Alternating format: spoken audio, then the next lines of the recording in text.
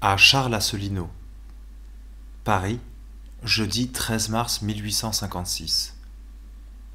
Mon cher ami, puisque les rêves vous amusent, en voilà un qui, j'en suis sûr, ne vous déplaira pas. Il est 5 heures du matin, il est donc tout chaud. Remarquez que ce n'est qu'un des 1000 échantillons dont je suis assiégé, et je n'ai pas besoin de vous dire que leur singularité complète, leur caractère général qui est d'être absolument étranger à mes occupations ou à mes aventures personnelles, me pousse toujours à croire qu'ils sont un langage quasi hiéroglyphique dont je n'ai pas la clé. Il était dans mon rêve 2 ou 3 heures du matin, et je me promenais seul dans les rues.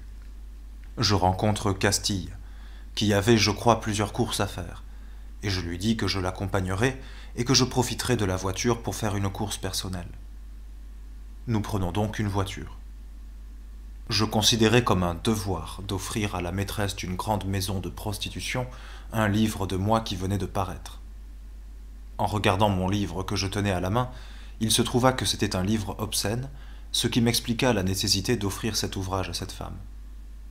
De plus, dans mon esprit, cette nécessité était au fond un prétexte, une occasion de baiser en passant une des filles de la maison. Ce qui implique que, sans la nécessité d'offrir le livre, je n'aurais pas osé aller dans une pareille maison. Je ne dis rien de tout cela à Castille. Je fais arrêter la voiture à la porte de cette maison, et je laisse Castille dans la voiture, me promettant de ne pas le faire attendre longtemps. Aussitôt après avoir sonné et être entré, je m'aperçois que ma pine pend par la fente de mon pantalon déboutonné, et je juge qu'il est indécent de me présenter ainsi, même dans un pareil endroit. De plus, en me sentant les pieds très mouillés, je m'aperçois que j'ai les pieds nus et que je les ai posés dans une mare humide au bas de l'escalier. Bah, me dis-je, je les laverai avant de baiser et avant de sortir de la maison. Je monte. À partir de ce moment, il n'est plus question du livre. Je me trouve dans de vastes galeries, communiquant ensemble, mal éclairées, d'un caractère triste et fané, comme les vieux cafés, les anciens cabinets de lecture ou les vieilles maisons de jeu. Les filles éparpillées à travers ces vastes galeries causent avec des hommes parmi lesquels je vois des collégiens. Je me sens très triste et intimidé. Je crains qu'on ne voie mes pieds. Je les regarde, je m'aperçois qu'il y en a un qui porte un soulier. Quelque temps après, je m'aperçois qu'ils sont chaussés tous les deux.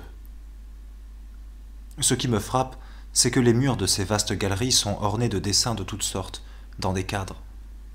Tous ne sont pas obscènes, il y a même des dessins d'architecture et des figures égyptiennes.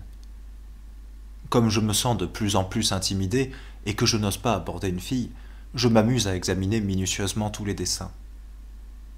Dans un espace reculé d'une de ces galeries, je trouve une série très singulière. Dans une foule de petits cadres, je vois des dessins, des miniatures, des épreuves photographiques. Cela représente des oiseaux coloriés avec des plumages très brillants, dont l'œil est vivant. Quelquefois, il n'y a que des moitiés d'oiseaux.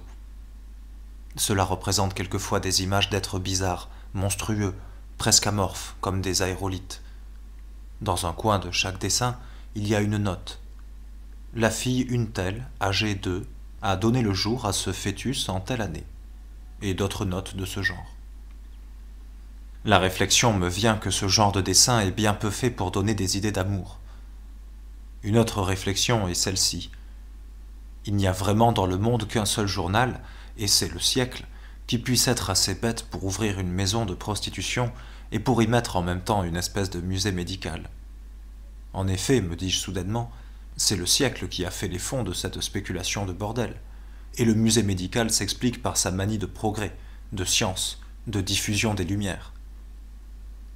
Alors je réfléchis que la bêtise et la sottise moderne ont leur utilité mystérieuse, et que souvent ce qui a été fait pour le mal, par une mécanique spirituelle, tourne pour le bien. J'admire en moi-même la justesse de mon esprit philosophique. Mais parmi tous ces êtres, il y en a un qui a vécu. C'est un monstre né dans la maison et qui se tient éternellement sur un piédestal. Quoique vivant, il fait donc partie du musée. Il n'est pas laid, sa figure est même jolie, très basanée, d'une couleur orientale. Il y a en lui beaucoup de rose et de vert. Il se tient accroupi, mais dans une position bizarre et contournée. Il y a de plus quelque chose de noirâtre qui tourne plusieurs fois autour de lui et autour de ses membres, comme un gros serpent.